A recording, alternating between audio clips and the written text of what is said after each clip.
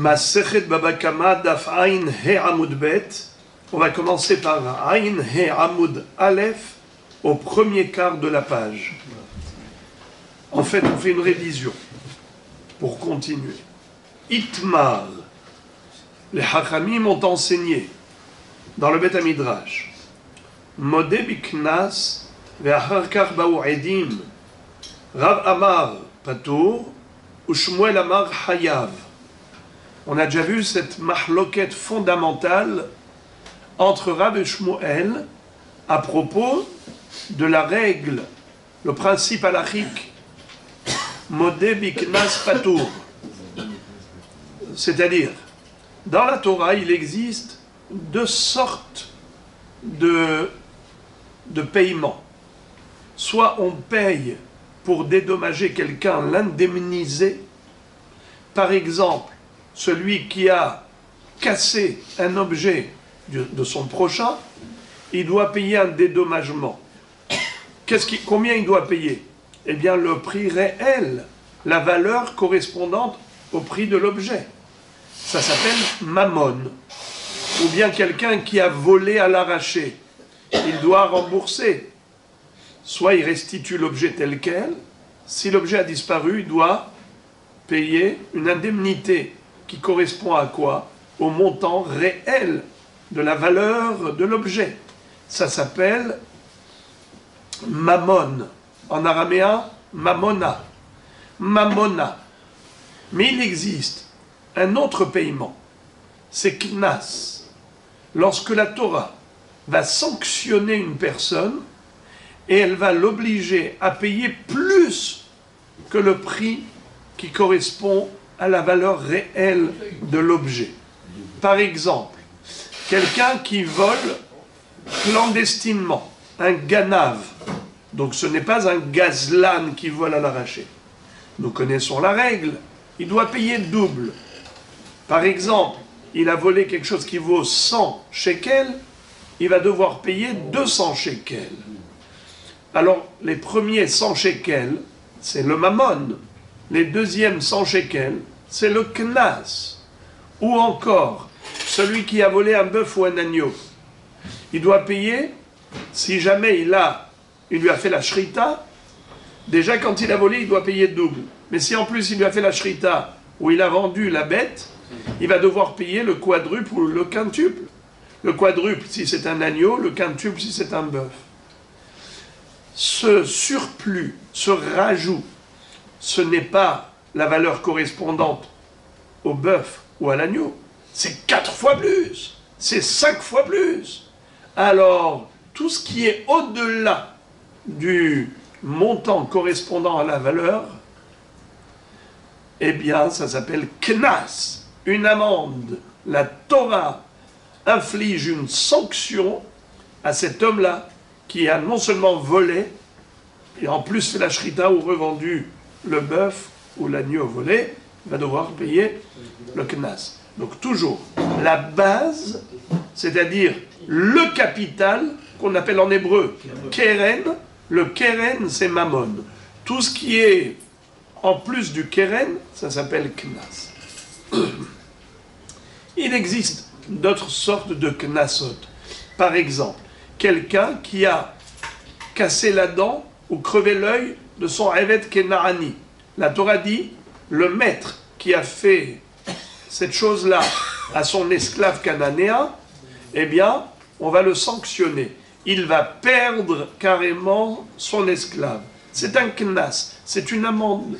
Donc toutes ces pénalités infligées aux coupables, ça s'appelle knas. La règle étant que le knas, ça ne peut avoir lieu que dans la mesure où il y a eu 2 témoins qui sont venus au Beddin et les dayanim, qu'on appelle dayanim mumhim, des dayanim compétents, des dayanim qui ont reçu leur diplôme de leur maître, qui a reçu de leur maître jusqu'à Moshe Rabbeinu. De nos jours, on n'a pas de dayanim mumhim, il n'y a pas de knasot aujourd'hui. En Babylonie, on n'avait pas de tribunaux pour condamner au knas. Pourquoi? Parce que les dayanim mumhim, c'est juste en Eretz Israël. En tout cas, le din du Knas, même à l'époque où on avait des Dayanim Mumhim, et on avait eu 2 témoins, que si jamais il y avait eu 2 témoins qui étaient venus au Beddin, ont condamné la personne à payer le Knas, à cette époque-là, le din était le suivant. Si jamais une personne vient d'elle-même reconnaître et avouer sa faute, eh bien, ne payera pas de Knas. C'est-à-dire que le Beddin ne condamnera pas cet homme à payer un Knas sur la base de sa reconnaissance, sur la base de son aveu. Modé biknas patour. Jusque-là, tout ce que j'ai dit, c'est des choses évidentes que vous connaissez tous. Il n'y a pas de hidouche. Là où il y a hidouche, c'est ce qu'on a appris hier. C'est la fameuse mahloket entre Rav et Shmuel. Rav va dire Modé biknas patour afilu ba'u edim acharkar. Shmuel va dire Modé biknas patour aval im ba'u edim acharkar hayav. C'est-à-dire, par exemple, le bonhomme a volé clandestinement. S'il vient au Beddin et il avoue, le Beddin vont dire tu payes juste le capital. Mais si ce sont 2 Edim qui ont témoigné, ils disent tu payeras le double. Mais quel est le din maintenant? Si d'abord il est venu avouer, et ensuite il y a eu des Edim, est-ce qu'on va remettre le Knas sur le tapis, ou bien on va dire que puisqu'il a déjà avoué, ça y est, une fois que Modé Biknas, patour, donc on ne va pas remettre sur le tapis le Knas. C'est la mahloket. Selon Rav, on ne remet plus le Knas sur le tapis. Une fois qu'il a avoué, on lui a dit patour du Knas, même si plus tard viennent les Edim et ils témoignent qu'il a volé, eh bien, puisqu'il a déjà remboursé le capital, on s'arrête là. Il ne payera pas le double. Modé Biknas patour. Shmuel dit Modé Biknas patour, ça veut dire qu'on ne peut pas le condamner sur la base de son aveu. Mais si après son aveu, il y a eu des Edim qui sont venus témoigner qu'il a volé, alors on remet le jugement sur le tapis et on dit monsieur, tu dois payer le Knas, tu payeras le double. Car maintenant, il y a des Edim qui témoignent que tu as volé. Ça veut dire, est-ce que modé, est-ce que la reconnaissance, c'est une raison d'un acquittement, ou bien la reconnaissance est juste insuffisante pour le condamner? Ça veut dire que, tant qu'on n'a pas de témoin, tu ne peux pas le condamner sur la base de son aveu, car un aveu n'est pas suffisant pour condamner à payer Knas. Mais lorsqu'arrivent les témoins sont suffisants pour le condamner à payer le Knas. Donc Shmuel il dit ça. Modé biknas patour jusqu'à ce que viennent les Edim. Mais si les Edim viennent par la suite, hayam. Shmuel dit non. La reconnaissance, l'aveu du voleur qui a reconnu qu'il a volé, c'est comme une teshuva, c'est comme un repentir que la Torah considère comme étant une raison valable pour désormais l'acquitter de toute sanction supplémentaire. La Torah se sert de l'aveu de cette personne comme un moyen de teshuva pour l'acquitter totalement, comme s'il a fait teshuva. Et maintenant, même si les témoins arrivent après sa teshuva pour dire ce monsieur a volé, il ne payera pas le Knas. Il a déjà remboursé le mammon, il a fait teshuva, il a dit j'ai reconnu. Eh bien maintenant, ça y est, on ne remet plus l'affaire sur le tapis. Le dossier est clos ad vitam aeternam. C'est ce que pense Rav. D'abord,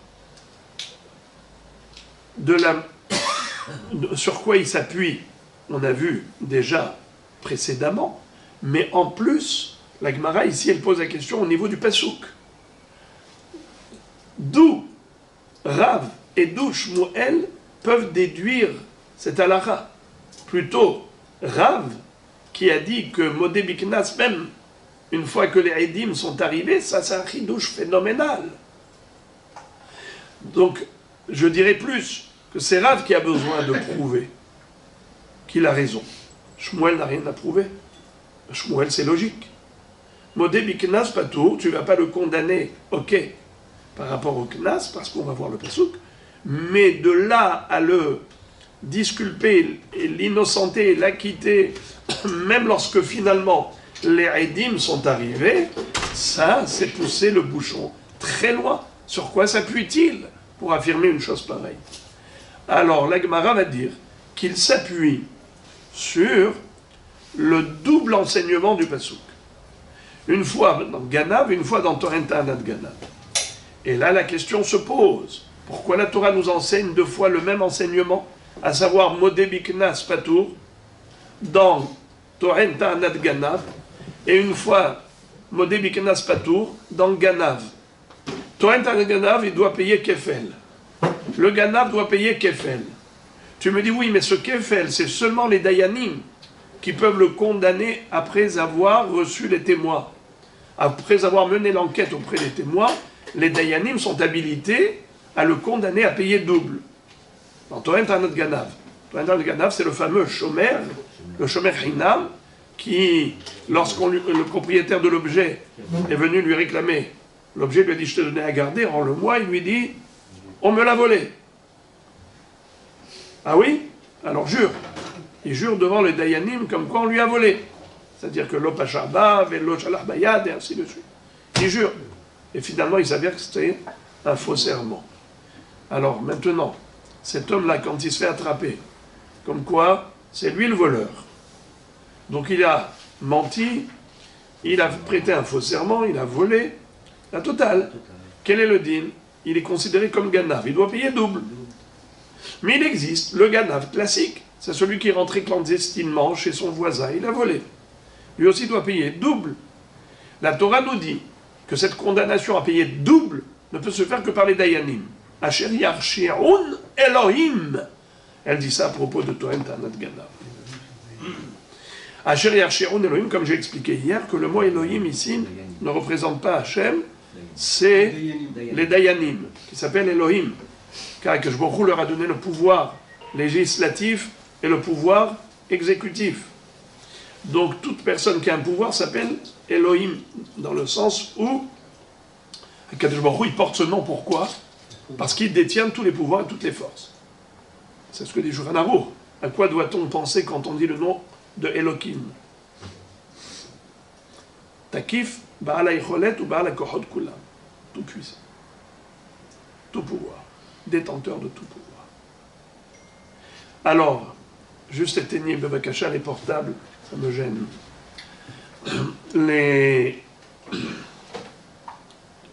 Lorsque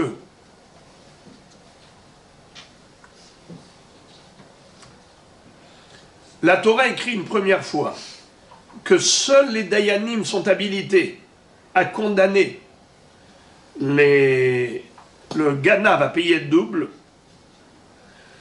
eh bien, c'est pour nous dire que si la personne avoue sa faute, elle ne payera pas double. Ça veut dire quoi en d'autres termes? Il ne peut pas s'auto-condamner à payer le knas.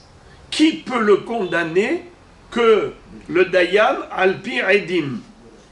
Mon Rabbi Rabotai, qu'est-ce qu'on entend ici? On entend le hidouche de Rav ou de Shmuel? Bravo!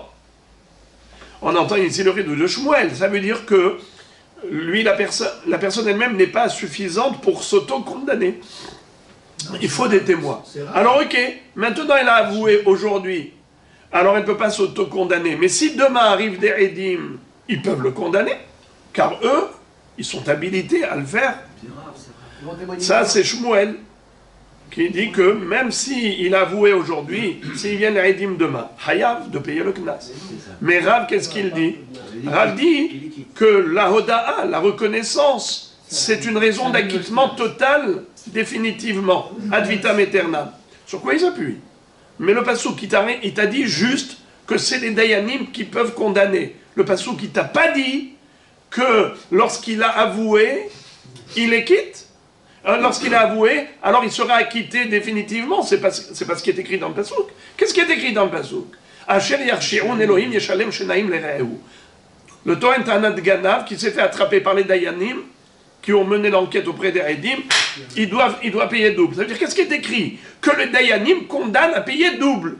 De là, tu déduis que seuls les Dayanim peuvent condamner à payer double. Mais un homme ne peut pas s'auto-condamner à payer double. C'est ça ce qui est écrit. Il n'y a pas écrit que s'il a avoué, il sera patour. Modé biknas patour, ça ne veut pas dire que c'est une raison d'acquittement. C'est pas une raison d'acquittement, c'est juste pas suffisant pour le condamner. Il y a une grande différence entre pas suffisant pour condamner et entre un facteur qui déclenche l'acquittement. C'est pas vrai, la Hoda'a n'est pas un facteur qui déclenche l'acquittement. Alors d'où Rav a fait sortir ce hidouche phénoménal? La logique veut que Shmuel ait raison. Donc, d'où Rav a tiré ce hidouche? Rav, il le déduit du fait que la Torah s'est répétée. À propos du Tohen Tanat Ganav, elle a dit Modé biknas patour. C'est-à-dire que un homme ne peut pas s'auto-condamner à payer le knas. Il faut que ce soit le dayan. Mais elle a répété ça une deuxième fois. Oh, à propos du Ganav. Im himatse, timatse beyado hageneva. Im himatse bedayanim, timatse be'edim. Ou im himatse be'edim, timatse bedayanim. Beyado hageneva. Haim shenaim yeshalem. C'est-à-dire, la Torah dit que si cet homme,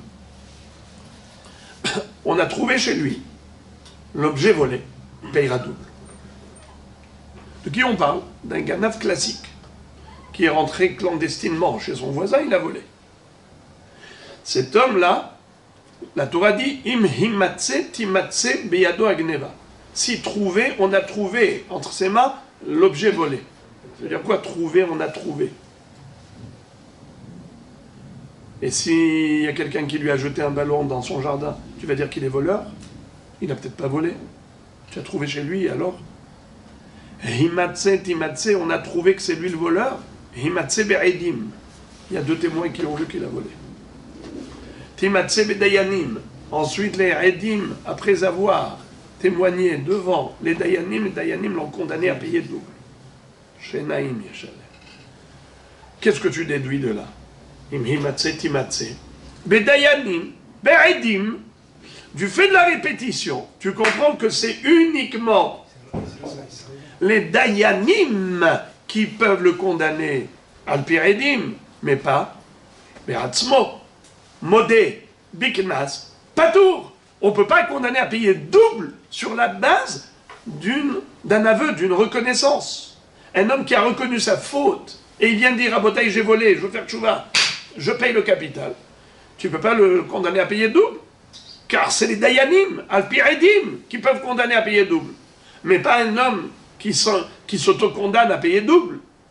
Modé biknas patour. Mais qu'est-ce que ça me dit? Ça me dit juste que l'homme n'a pas la capacité, la faculté à s'auto-condamner, à payer un knas. Donc c'est exactement le même hidouche, exactement pareil. Comme quoi la reconnaissance n'est pas suffisante. Modé biknas, c'est pas suffisamment pour le condamner.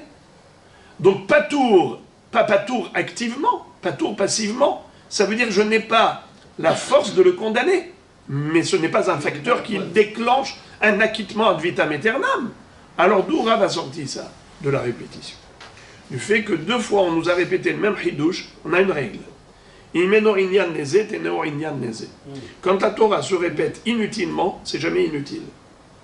C'est pour pousser le bouchon plus loin. Et te dire, c'est comme ça que le Ktsot HaHoshen explique.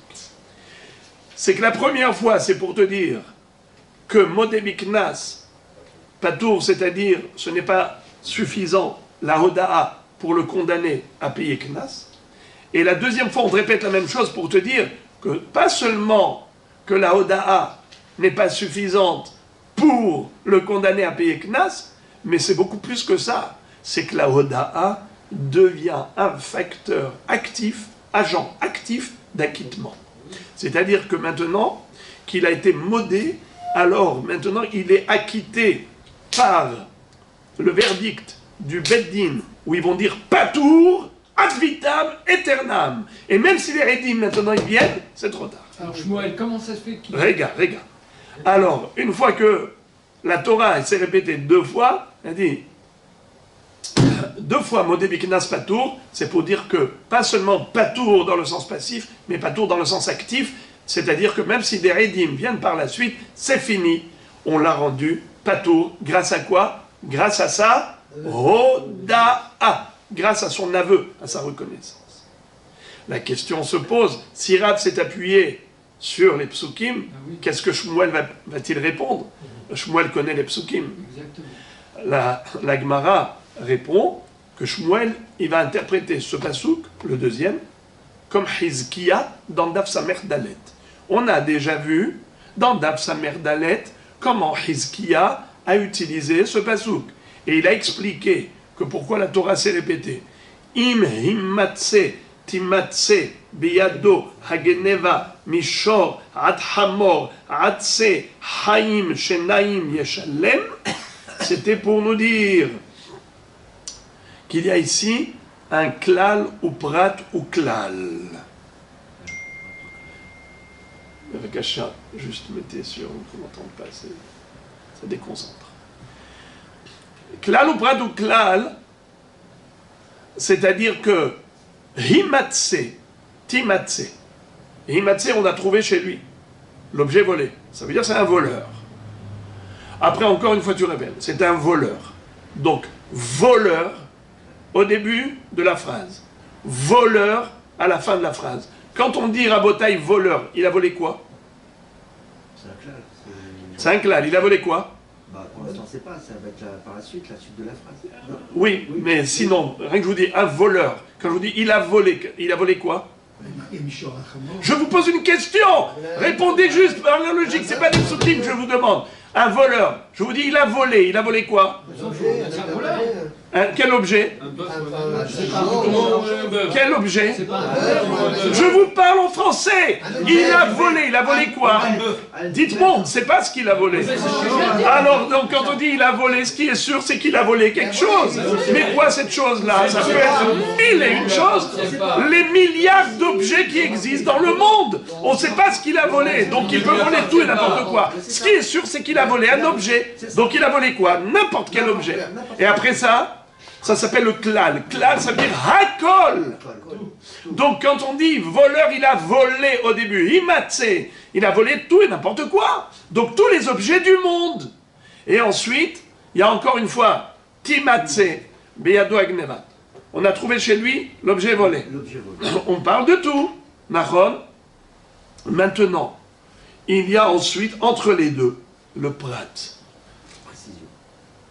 Shor, hamor, c'est. D'accord? Shor, hamor, c'est. Ça, c'est le prat. Donc ici, on parle d'un objet bien spécifique. Alors, là-bas, Hizkiya nous a expliqué pourquoi la Torah elle a écrit le klal ou prat ou klal. Shmuel dit, tu as compris pourquoi c'est écrit 2 fois Himatse, Timatse? C'est pas pour dire Davka, Timatse, Bedayanim et pour dire Modé Biknas Patour. Aucun rapport. Ce pasouk ne parle pas de Modé Biknas. Ce pasouk qui parle de klal ou prat ou klal. Comme Hizkiya nous l'a enseigné dans Daf Samer Dalet. Alors, quel rapport avec Modé Biknas Patour? Tout le hidouche de Rav, de dire que Modé Biknas Patour, c'est pas seulement de manière passive, mais de manière active. On est potéroto définitivement, c'est parce que Rav s'est posé la question. Pourquoi la Torah 2 fois elle se répète? Une fois dans Toren Ta'anat Ganav, Modé Biknas Patour, et une fois dans Ganav, Modé Biknas Patour. Où est-ce que tu retrouves dans Toren Ta'anat Ganav, Modé Biknas Patour? Parce qu'il est écrit Asher Yarcheon Elohim Yeshalem Shenaim Lereahu. Quand est-ce qu'il payera double? Quand les Elohim, les Dayanim vont le condamner. Sous-entendu, seuls les Dayanim peuvent le condamner, mais pas lui-même. Modé Biknas Patour. Où tu retrouves la même chose, dit Rav, Modé Biknas Patour, dans Ganav. Im himatse timatse biyado hageneva. Haim shenaim yeshalem. Encore une fois, chez Naïm Yeshalem, comment? Imhimatse be'edim, timatse be'dayanim. Seuls les dayanim peuvent dire Shnaïm Yeshalem. Pourquoi tu répètes encore une fois seuls les dayanim pour dire Modé Biknas Patour? Mais on l'a déjà appris dans Tohen Tanot Ganav. Pourquoi tu répètes encore une fois Modé Biknas Patour dans Ganav? C'est pour pousser le bouchon plus loin. Pour dire que non seulement il ne peut pas être Mechayev et Atzmo de payer le Knas, mais encore plus que ça.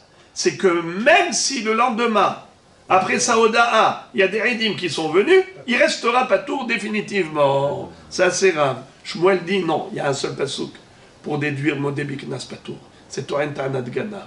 Car le pasouk de Imhi Matse Timatse Biyado Ageneva, Mishor Ad Hamor Adse Haim Shenaim Yeshalem, qui est écrit à propos du Ganav, ça ne vient pas nous enseigner Modé Biknas Patour. Ça vient nous enseigner comme Hizkiya dans Daf Samer Dalet, le klal ou prat ou klal, pour savoir quels sont les objets qui sont concernés par le kefel.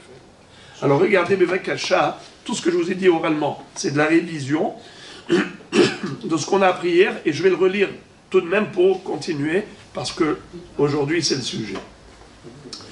Itmar, Modé Biknas, Ve'acharkar Baou Edim. Si le bonhomme a reconnu quelque chose qui le condamne au Knas normalement, mais comme c'est lui qui a avoué, eh bien il ne sera pas tour. Mais voilà que le lendemain, il y a des témoins qui sont venus pour témoigner de sa faute qui devrait entraîner le Knas. Rav Amar Patour, ou Shmuel Amar Hayav. Rav dit, étant donné que hier il a été modé du Knas, même si aujourd'hui les Eidim sont venus, on ne va pas le condamner.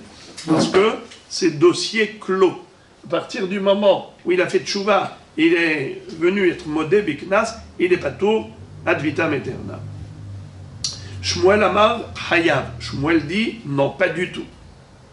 Ce modé biknas patour, ça veut dire qu'on ne peut pas le condamner quand il est modé, mais si le lendemain il y a des Edim qui arrivent, eh bien oui, Alpi Edim, on va le condamner à payer le knas. Amar Rabba bar Ahilai. Rabba bar Ahilai dit Maïtama de Rav. Sur quoi s'appuie Rav pour dire que Modé Biknas Patour ad eternam? Sur le passage suivant. Imi matse be'edim, timatse be'dayanim. Prat le marshia et atzmo. La mali, me asher yarshe'un nafka. Et la hashmamina, Modé Biknas, ve'akar ba'u edim patour. C'est ce qu'on a dit. Maintenant, Shmuel, pourquoi il ne tient pas compte de cette répétition du pasuk? Shmuel Amar Lecha, Haoum Ibaele le Ganav Atzmo, Kedetana de Hizkiya. Lui, Shmuel, il dit, la répétition de Imhimatse et Timatse, c'est pour nous enseigner, le Ganav lui-même, quels sont les objets pour lesquels il sera condamné à payer double. Donc on est dans le klal ou prat ou klal, rien à voir avec Modé Biknas Patour. Très bien. Maintenant, Rav va adresser une objection à Shmuel pour démontrer qu'il a raison. Il va lui citer une baraïta pour contredire Shmuel. Et il verra Rav Shmuel. Ra'a edim shememashmeshim ubaim ve'amar ganavti aval lo tavarti ve'lo macharti eno meshalem el hakeren. La baraïta que cite Rav, elle dit clairement que si jamais le voleur qui a volé le bœuf ou l'agneau a vu des Edim arriver, il a vu des Edim de loin qui venaient, il a compris que ces Edim l'avaient aperçu en flagrant délit et qu'il venait maintenant pour témoigner au Bédine contre lui. Alors lui, il a été intelligent. Qu'est-ce qu'il a fait? Tout de suite, il a dit au Dayanim, pour aller rabotaï, Ganavti. Et lui, il a vu de loin les Edim en train d'approcher le Beddin. Lui, tout de suite, avant que les Edim n'arrivent au tribunal, lui, qu'est-ce qu'il fait? Il dit au Beddin, pour aller rabotaï, Ganavti, aval lotavarti velo macharti. J'ai volé un bœuf ou un agneau, mais je n'ai pas fait la shchita, je n'ai pas vendu. Le bœuf est là. Ouais. Donc il rembourse, tout. il rend l'animal. Non, il dit, ça peut être soit que le bœuf est là. Ouais. Non, le bœuf, c'est sûr qu'il n'est pas là. Le bœuf, il n'est pas là. Il dit, il est mort. Ah. Mais j'ai pas fait la shrita. Je ne l'ai pas vendu. J'ai volé un bœuf, il est mort. mort et enterré. Maintenant, ou bien, il s'est égaré, il s'est évadé. Les kitsu, je n'ai pas fait la deuxième action qui devrait entraîner la condamnation à payer 3 fois plus ou 2 fois plus. D'accord ? Il dit, moi j'ai fait juste l'action qui entraîne une condamnation à payer kefel. Mais je n'ai pas fait l'action qui entraîne les 3 fois supplémentaires. Alors, on va parler que d'un bœuf. Comme ça, on ne va pas parler à chaque fois 4 et 5. On va dire à chaque fois 5. Allez, 5 fois plus. Il a volé un bœuf. J'ai volé un bœuf. Mais je ne lui ai pas fait la shrita, je ne l'ai pas vendu. Donc, quel est le din, Rabotai? Dites-moi qu'est-ce qu'il faut que je fasse. Alors, lui, il ne payera que le keren. Il ne payera que le capital. Il ne payera pas double. Pourquoi il ne payera pas double? Parce que il a avoué. Et on a déjà dit que celui qui avoue ne paye pas le knas, il ne paye que mammon. C'est quoi mammon? C'est le capital. C'est quoi le knas? C'est double. On ne paye jamais double sur la base de son aveu. Alors, il lui dit, tu vois bien que ces rédimes-là, ils ne servent à rien. Ça veut dire que quoi? Que lui, écoutez bien les amis, qu'est-ce qui s'est passé? Il les a devancés. Il les a vus en train d'arriver. Lui, tout de suite, il a avoué. Alors, qu'est-ce que nous dit la Braïta? Il ne paiera que Keren. Ça, a priori, c'est quoi le scénario? Arrêt sur image. Le bonhomme a vu les Rédim en train d'arriver au tribunal. Lui, tout de suite, il court vers les Dayanim, il dit, Rabotai, j'ai volé. Mais je n'ai pas vendu et je n'ai pas fait la shrita. Donc, voilà ce qui s'est passé. Les Dayanim vont lui dire, monsieur, tu ne payeras que le keren. Tu ne payeras que le capital. A priori, bien que ce n'est pas écrit, on doit comprendre l'histoire. Comment? C'est que par la suite, les Rédim sont venus. Au Beddin, ils ont dit, ce monsieur est un voleur. Alors, est-ce que maintenant il sera condamné à payer double, oui ou non? Qu'est-ce qui est écrit dans la Braïta? Il ne payera que Keren. Alors Rav dit à Shmuel, tu vois que j'ai raison. Comment toi, Shmuel, tu peux dire que si les Rédim viennent après que l'homme a avoué sa faute, alors, une fois qu'il a avoué, bien qu'il ait avoué, alors tu dis, il les quitte tant que les témoins ne sont pas venus. Mais si les témoins viennent par la suite, alors là on le condamnera. C'est ce que tu as dit, Shmuel. Mais tu vois que la Braïta, elle dit le contraire.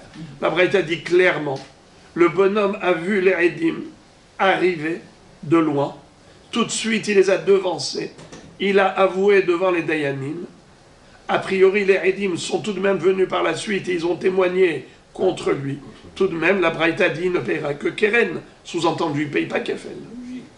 Ça veut dire que quelqu'un qui est modé biknas, c'est pas seulement que ce n'est pas suffisant pour le condamner, c'est carrément un facteur d'acquittement ad aeternam. Ça veut dire que j'ai raison, moi, Rav, en disant que quelqu'un qui a été modé, même si les Rédim viennent par la suite, on ne peut pas remettre le dossier sur le tapis. C'est affaire close, définitivement. Alors pourquoi tu as dit que quand les Rédim arrivent et ils témoignent contre lui, il faut qu'il paye le knas? Mais la Braïta a dit qu'il paye que Keren. Rav démontre à Shmuel qu'il a tort, puisque Shmuel c'est un Hémora, ne peut pas contredire une Baraïta. Et un Hémora ne peut pas contredire un Tana. Alors c'est la raison pour laquelle c'est une coucha très fondée. Shmuel répond très joliment. Amar le hacha b'may askinan kegon shehazru edim leachorehem. Shmuel répond et il dit, l'histoire n'est pas comme tu l'as raconté. Moi je te dis que la Baraïta, elle parle d'un autre scénario. Ce scénario tel que tu l'as décrit, c'est vrai que si la Braïta parlait de ce cadre, tu as raison. Mais ce n'est pas du tout comme ça que moi je comprends la Braïta. Moi je la comprends comme ça. Amarle hacha b'may askinam kegon shehazru edim leachorehem. Qu'est-ce que ça veut dire? Les Edim Après lui, ils sont venus tout après lui. Les Edim n'ont pas été venus. n'ont pas témoigné. Les Edim sont venus pour témoigner, mais ils ont vu qu'ils étaient bloqués. C'est-à-dire, Ils ont été distancés. voilà, ils ont vu que le monsieur là-bas était déjà en train de parler avec les Dayanim, Modé Biknas. Il a fait tchouva.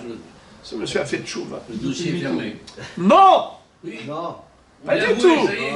Pas du tout. Vous n'écoutez pas. On est en train de parler d'après Shmuel. Shmuel dit que le dossier n'est jamais clos. C'est tout le chidouche et c'est toute la question contre Shmuel.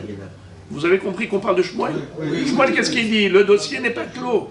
Shmuel dit que même si quelqu'un a avoué, si jamais les Edim viennent par la suite, on le condamnera à payer double.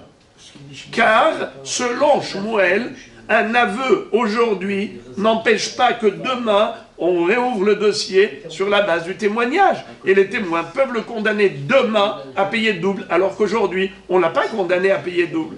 Car Shmuel ne pense pas comme Rav. Shmuel répond très simplement. Il dit à Rav, toi, tu as vu dans cette histoire un scénario qui n'est pas écrit. C'est pas vrai. Tu as dit que les Edim sont venus après son aveu. Sur quoi tu t'es appuyé? Sur le début de la Braïta, qui racontait une histoire, comme quoi le voleur a vu de loin les Edim en train de s'approcher du tribunal. Toi, Rav, tu as compris que finalement, ils sont rentrés au tribunal et ils ont témoigné après que cet homme ait avoué. Et donc, toi, Rav, tu déduis de là, du fait que la Braïta ait dit que cet homme ne payera que Keren, sous-entendu, que même si on a d'abord un aveu, et ensuite on a des témoins, l'homme sera acquitté. Il ne payera que Keren, que le capital. Il ne payera pas le Knas, il ne payera pas double. C'est ce que tu en as déduit. Eh bien, moi, je te dirais, Rav, que c'est faux. Dans la Braïta, on ne parle pas de ce cas. Dans la Braïta, il n'est pas écrit que les Edim sont rentrés au tribunal. C'est écrit, ils se sont approchés du tribunal. Mais mashmeshim ou ba'im. Et donc, le bonhomme, quand il les a vus, tout de suite, il a été avoué. Quand les Edim ont vu qu'il a été avoué, ils se sont dit, allez, on a pitié de lui. Cet homme-là, tu vois qu'il est en train de faire teshuva. On ne va pas aller l'accabler. On va faire demi-tour. S'il ne reconnaissait pas sa faute, s'il ne payait pas un keren, alors nous, on serait venus, on aurait témoigné contre lui, pour sauver le volet du voleur. Et maintenant, on voit que le voleur, il est dans une démarche positive. Il vient avouer, allez, Mskin, laisse-le tranquille, retournons chez nous. Donc, ils ne sont pas venus témoigner. Puisqu'ils ne sont pas venus témoigner, donc évidemment, Enom Shalem et la Keren, il ne payera que le capital. Car il y a ici qu'un aveu, et un aveu ne peut pas entraîner un knas. Un homme ne peut pas s'auto-condamner à payer le knas. Il peut s'auto-condamner à payer le capital, certes, mais il ne peut pas s'auto-condamner à payer le surplus, le knas. Mais je me maintiens dans ma position, dit Shmuel. Si jamais les Edim étaient venus, ils étaient rentrés au Beth-Din, et ils avaient témoigné en disant « il a volé », eh bien que précédemment il avait avoué sa faute, le Beth-Din le condamnerait à payer double. Car Modé Biknas, patour tant qu'il n'y a pas d'Aedim. Si les Aedim ils viennent ensuite, il doit payer double. Voilà comment Shmuel répond à la Kushia de Rav. Alors, je relis dans les mots, et Marley, les Edim ont rebroussé chemin. Moraï verra Botaï, si les Edim ont rebroussé chemin, combien il doit payer? Keren. Moraï verra Botaï, ça c'est, je vois pas quel est le hidouche. Quel est le hidouche? Mais c'est normal. Le bonhomme est venu, il a avoué. Et tu dis, il est pas tour. Modé Biknas pas tour. Les Edim, finalement, ils ne sont pas rentrés. Mais si les Edim ne sont pas rentrés, eh bien... Pourquoi tu me parles d'eux? Eh bien, pourquoi tu me parles d'eux? Bravo, joliment dit, Rabbi Daniel. Ils sont venus jusque-là, ils sont retournés, ils ont rebroussé chemin. Ils ne sont pas rentrés au tribunal. Alors pourquoi tu me parles de Bichlal? Et en plus, quel est le ridouche? Quel est le ridouche? C'est normal, on est dans le din classique. Modé, Biknas, Patour, Todaraba. Qu'est-ce qu'ils viennent faire les régimes dans l'histoire? Ça, ce que vous dites, c'est là la déduction de Rav. Mais qu'est-ce qu'a répondu Shmuel? Pareil, il s'est servi du même argument. Qu'est-ce qu'a répondu Shmuel? Shmuel a dit ils ont rebroussé chemin. Ils ont rebroussé chemin. Mais pourquoi alors on est en train de dire il ne payera que Keren, mais c'est évident. Écoutez ce que dit le Ravad et écoutez ce que dit le Maharikash. Le Ravad donne une explication, le Maharikash une autre. Le Ravad, Rabbi Avraham ben David, lui, va dire qu'ils sont rentrés au Beddin. Et ils ont témoigné. Mais pas du vol. Ils ont témoigné que de la shrita. Lui, il dit, j'ai volé, mais je n'ai pas fait la shrita du bœuf. Eux, ils disent, on n'a pas vu le vol. Mais on a vu la shrita. Le hidouche ici, c'est de dire qu'il ne payera que Keren. Ben oui. Pourquoi? Parce qu'elle Oui, mais il est modé que pour le vol. Il n'est pas modé pour la shrita. Et eux, ils disent qu'il a fait shrita. Il y a une contradiction entre lui et les Edim. Lui, il dit, j'ai pas fait la shrita. Les Edim, ils disent, il a fait la shrita. Qui a raison? Les témoins. Les témoins. Les témoins. Bravo, à 100% les Edim. Entre un homme qui est lui-même intéressé et les Edim qui témoignent contre lui, qui doit-on croire? Évidemment, les témoins. La Torah dit qu'il faut croire les témoins. Alors, comment ça se fait qu'il paye que Keren? Alors, moi, j'ai une question. Il a reconnu le vol. Vous étiez proche. Mais vous êtes proche. Alors, mais pas qu'il a acheté la bête. Écoutez ça. C'est que quand il a avoué, désormais, il ne payera pas Kefel. Non, il a avoué. Il la paye maintenant. Pas du tout. Il a avoué, il a simplement avoué, il n'a même pas encore payé. Il a juste avoué. On dit, monsieur, il est hayab de payer Keren. Mais écoutez, Rabotai, quelque chose de très beau. La Gemara va le dire plus tard, dans des mots très clairs. Arba'a v'hamisha velo shlosha ve'arba'a. On s'explique. Dans la Torah, on a des montants, un barème. Le bonhomme, il paye Keren, le capital. Dans ce cas, il paye Kefel. Dans ce cas, il paye Arba Vachamisha. On n'a jamais vu dans la Torah un autre chiffre. 3 fois plus pour un agneau. On n'a jamais vu ça. 4 fois plus pour un bœuf. On n'a jamais vu ça. C'est ou 1, ou 2, ou 5. Ou 1, ou 2, ou 4. Mais il n'y a pas ou 1, ou 2, ou 3. 1, ou 2, ou 4. Non, il n'y a pas de ça. Alors, étant donné que ce monsieur a avoué, et le Beddin on dit il a avoué, eh bien maintenant, le Keren est tombé. Pardon, le Kefel est tombé. Il paye que Keren. Donc maintenant qu'il paye que Keren, il va être obligé de payer combien? alors maintenant, il ne paye pas le Kefel. Comment tu vas faire pour arriver à 5? Comment tu vas faire pour arriver à 4? Tu descends d'un cran. Et si tu descends d'un cran, tout tombe à l'eau. Il ne paye que le Keren. Pourquoi? Parce que le Knas, il n'existe pas un Knas de 3 fois plus ou de 4 fois plus. C'est ou 4 ou 5. Mais 3 ou 4, ça n'existe pas. Voilà pourquoi, même si les Edim sont rentrés au Beddin, ils ont témoigné. Quand on dit Hazroul et Horehem, ça veut dire qu'ils se sont ravisés, ça veut dire qu'ils n'ont pas voulu l'accabler par rapport au vol. Ils ont vu qu'il a avoué le vol, ils l'ont laissé dans cet aveu. Mais par contre, ils ont dit, lui, qu'est-ce qu'il a dit? J'ai volé, mais je n'ai pas fait la shrita. Eux, ils disent, nous on a vu qu'il a fait la shrita du bœuf. Ah, s'il a fait la shrita du bœuf, qu'est-ce que tu aurais dit? Il y a des témoins contre lui qui payent Arba Vachamisha. Mais non. Puisqu'ils n'ont pas témoigné du vol, c'est lui qui a avoué le vol, donc il ne paye que Keren, et il ne paye pas Kefel. Donc si le Kefel tombe, même l'Arba Vachamisha il tombe. Il ne payera que Keren. Ils auraient dit, il a volé et il a fait la shrita. Bien sûr. S'ils avaient dit les deux, il a volé, évidemment, il fait ça. Alors ça c'est le Ravad. Mais le Maharikash, il dit quelque chose de beaucoup plus simple. Il dit, Behemet, ils ne sont pas rentrés du tout au tribunal. Ils n'ont pas du tout témoigné de rien, de rien. Alors c'est quoi le hidouche? Qui ne paye que Keren. C'est normal qu'il paye que Keren. Moi, c'est pas tout, c'est Ils normal. savaient qu'ils ne pouvaient pas rentrer pour... Regarde. Et là, on arrive à l'idée que vous aviez donnée tout à l'heure. Le marécage dit que même un aveu par peur est un aveu qui dispense. C'est-à-dire, on aurait pu dire, lui, pourquoi il a avoué? Parce qu'il les a vus arriver. Ah, tu avoues par peur? C'est pas un aveu, ça. Si ce n'est pas un aveu, alors tu dois payer Knas, même si c'est toi qui as avoué, mais tu as avoué que par la peur des témoins. C'est comme si c'était les témoins qui étaient venus et qui avaient témoigné contre toi. Alors tu aurais dû payer Knas. C'est ça le chidouche. C'est qu'on ne dit pas ça.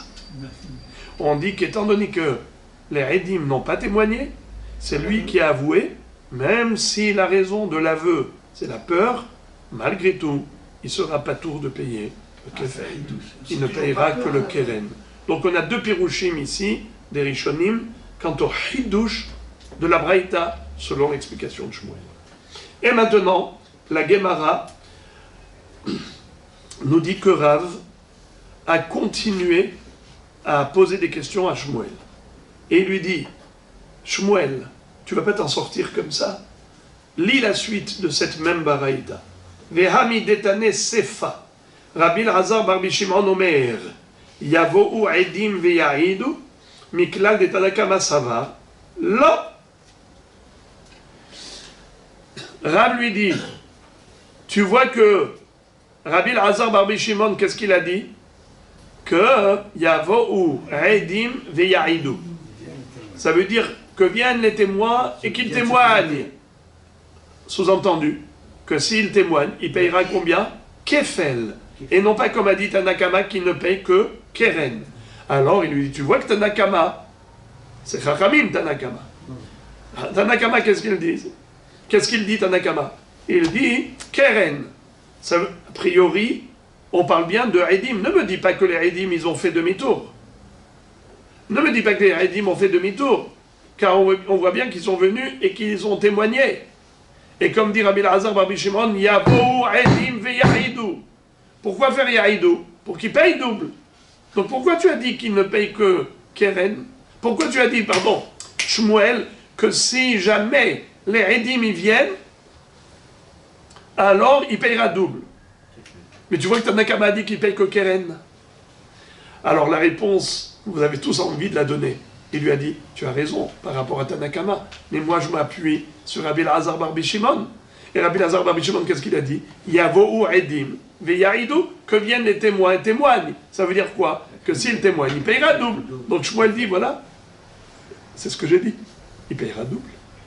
Mais je ne m'appuie pas sur Tanakama comme toi. Moi je m'appuie sur Rabbi Elazar bar Bishimon. Je répète, Amar. Il va dire Anna de Amre Amar le Shmuel. Shmuel a répondu L'avika Rabbi Elazar bar Bishimon de Kae Kavati. N'est-ce pas que Rabbi Elazar bar Bishimon il pense comme moi? Anna de Amre qui est Rabbi Elazar bar Bishimon. Eh bien moi je m'appuie sur le Tana, Rabbi Elazar, le fils de Rabbi Shimon bar Yochai. Pourquoi tu me poses des questions? Toi-même tu m'as cité une baraïta où il y a Rabbi Elazar bar Bishimon qui dit que Yavo'u Edim veyahidu, même si le bonhomme a avoué que les témoins viennent témoigner. Ce qui veut dire que ça va changer complètement le jugement. Alors j'avais raison. Je m'appuie sur tel Rav. La Gemara dit Lima Ketanae. Excusez-moi. Vadaï Tanaei. Pardon, Lishmuel, excusez-moi. Lishmuel Vadaï Tanaei. Les Rav Milima Tanaei. La Gemara se demande, est-ce que vraiment la mahloket entre Tanakama et Rabbi Elazar bar Bishimon, c'est exactement ce débat. Tanakama il pense comme Rav, et Rabbi Elazar bar Bishimon il pense comme Shmuel. Tanakama, qu'est-ce qu'il dit? qu'une fois qu'il a avoué, même si les Edim viennent, ça ne sert à rien. Il payera toujours que le Keren, car Modé Biknas Patour, ad vitam aeternam. Tandis que Rabbi Lazar Bar Shimon, qu'est-ce qu'il dit? Yavo Edim v'yaidou. Même s'il a avoué, si les Edim viennent après, il payera double. D'accord? D'après Shmuel, c'est sûr que c'est une mahloket entre Tanakama et Rabbi Lazar Bar Shimon. Et lui, il s'est appuyé sur qui? Sur Rabbi Lazar Bar Shimon, qui dit Modé Biknas Patour, que tant que les Edim ne sont pas encore arrivés. Et si les témoins arrivent, ça changera tout. Donc lui, il pense comme Rabbi Lazar Bar Shimon et pas comme Tanakama. Mais est-ce que Rav, lui aussi, il comprend le débat entre Rabbi Lazar Bar Shimon et Tanakama ainsi, et donc lui, il s'appuie que sur Tanakama, mais il n'est pas d'accord avec Rabbi Lazar Bar Shimon? C'est comme ça que Rav comprendra cette baraïta. Ça veut dire que Rav lui-même sait que ce qu'il dit ne fait pas l'unanimité. Ce qu'il dit s'appuie sur Tanakama. Et Tanakama, en effet, qu'est-ce qu'il dit? Modé Biknas Patour, Patour ad aeternam. Mais, a priori, Rabbi Lazar Bar Shimon, qu'est-ce qu'il dit? Qu'il n'est pas Patour ad vitam aeternam. Il est Patour que tant que les Edim ne sont pas arrivés. Mais s'il y a vos Edim v'yaidou, il payera d'eau. Donc, est-ce que Rab est obligé d'admettre qu'il y a des Hachamim, Tanaïm, qui sont contre lui, tels que Rabbi Lazar Bar Shimon? La Gemara dit non. Amar lecha Rav, Rav peut te dire que tout le monde y pense comme lui. C'est très beau. Ana de Amré, afilou le Rabbi Lazar Bar Shimon. Ad kan lo kama Rabbi Lazar Bar Shimon atam ela mishum de kamode, behamad be'atuta de edim. Avalacha de modé me'atzmo, afilou Rabbi Lazar Bar Shimon, modé. C'est exactement ce que vous aviez dit précédemment, Rabbi Richard Hatzadik. C'est que Rav va dire quand est-ce que Rabbi Lazar Bar Shimon pense que si les témoins arrivent après l'aveu de l'accusé, après l'aveu du voleur, le voleur il a avoué et ensuite il y a eu des Edim. Qu'est-ce qu'on a dit? D'après Rabbi Lazar Bar Shimon, il payera double. D'après Tanakama, il payera que Keren.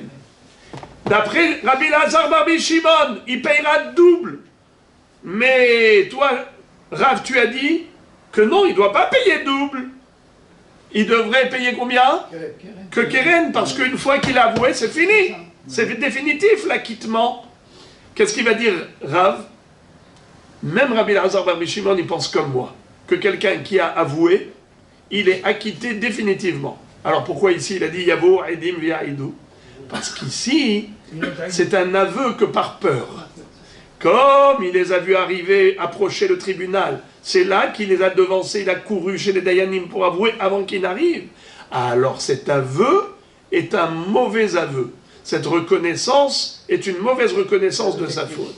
Dans ce cas-là, les Edim qui viendraient par la suite vont écraser son aveu et les Edim vont prendre le dessus et vont le condamner à Kefel.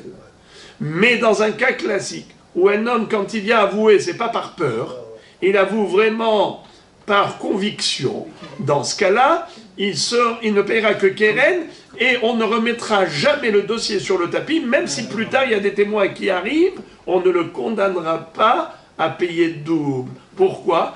Car faute avouée, à moitié pardonnée pour l'éternité. Donc obligatoirement le Beddin, ils ont vu arriver les témoins. Le Beddin, ils ont vu arriver les témoins en même temps que le voleur. Ouais. Ça change. Le principal, c'est que le voleur, lui, les a vus, et on sait qu'il a avoué par peur. Mais d'où on va savoir qu'il a avoué par peur? Oui, soit les témoins, soit le Dayanim, soit les témoins. Alors maintenant, les amis, Amar Avhamnuna, Mistabra, Miltederav, Beomer Ganavti, Ubao Edim Sheganav, Patour, Shari Hiev Atzmo Bekeren.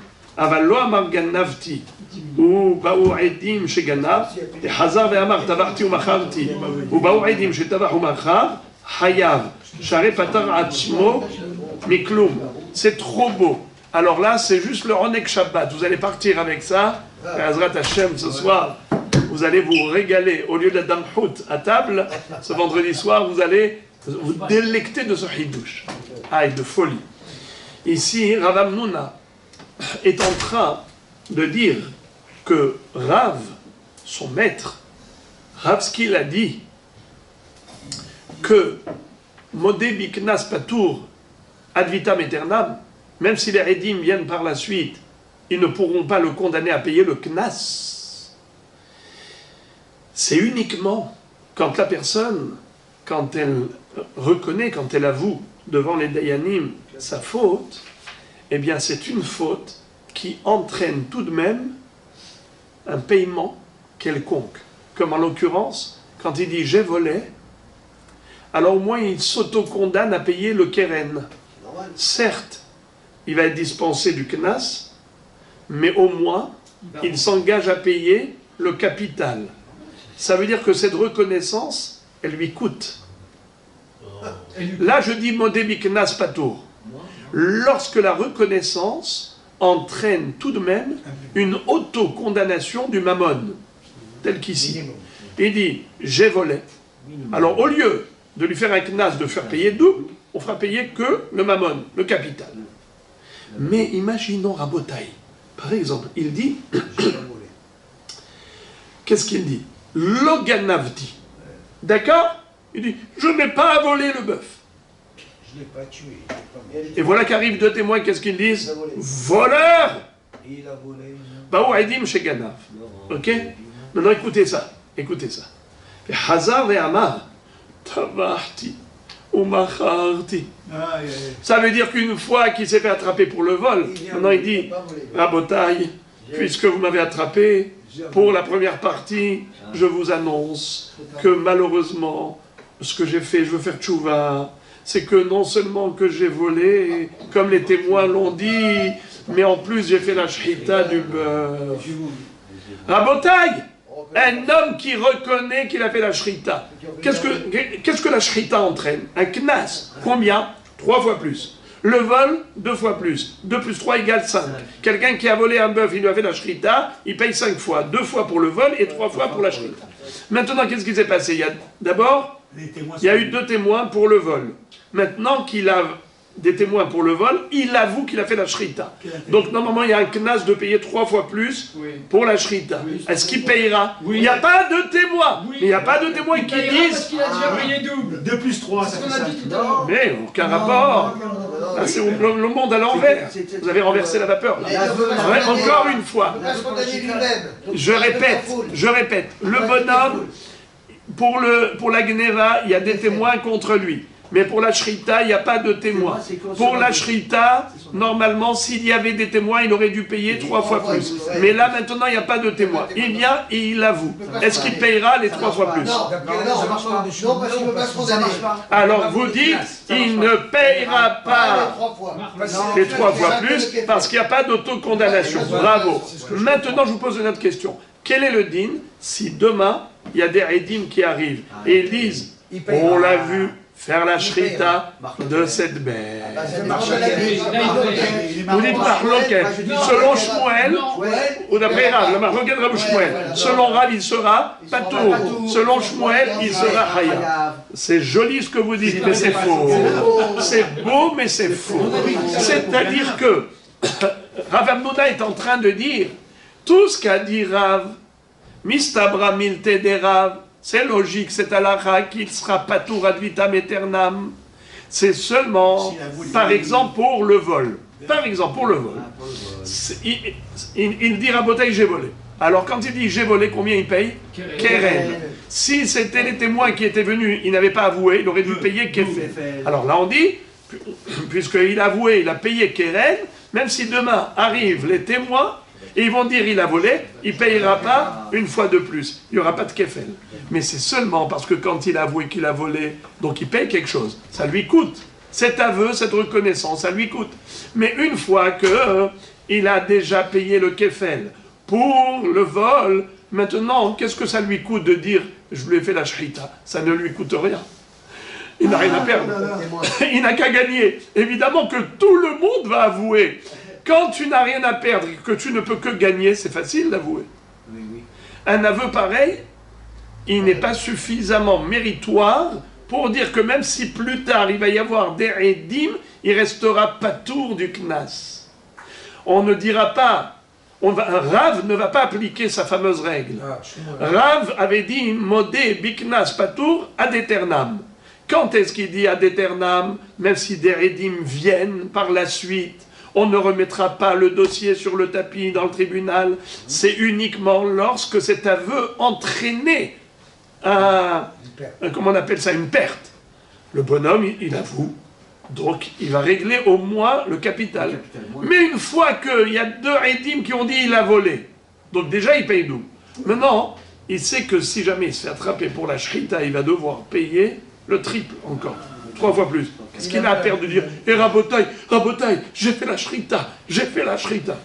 En disant « j'ai fait la shrita », qu'est-ce qu'on va lui dire « C'est bon, c'est pas tour ». Parce que Modé Biknas pas tour. C'est vrai qu'on ne peut pas le condamner aujourd'hui, parce qu'on ne peut pas le condamner au Knas par rapport à l'aveu. Mais si demain il y a des Redim qui disent il a fait la shrita, même Rav serait d'accord que l'aveu d'hier ne va pas le disculper aujourd'hui, ça ne va pas la quitter si jamais il y a des témoins. Car un aveu qui ne coûte rien n'est pas suffisamment protecteur pour l'accuser. S'il y a des témoins, il payera.